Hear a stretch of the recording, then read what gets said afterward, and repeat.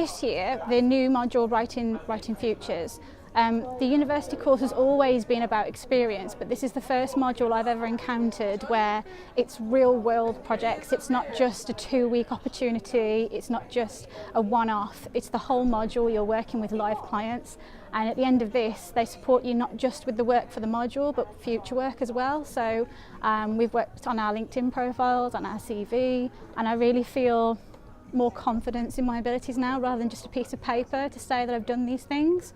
The aim of this module was to give the students some live experience out in the working world. And I think the pinnacle of our achievement most recently was the TEDx talk that happened at the Lighthouse. But we were also over at Newhampton Arts Centre doing a lot of really good reviewing, interviews, staff profiles, the history of the centre. So I think we've produced a really good body of work for 2 arts organisations in Wolverhampton, and I'm hoping that that work proves useful to them, and it's a way that the university has given back to the community, and these guys have got some really good employability skills out of the module. There's no substitute for actual hands-on experience. There's a full suite of skills going on this module that I hope that they'll be able to take forwards into a multiplicity of jobs, really. We were live blogging for TEDx's official website.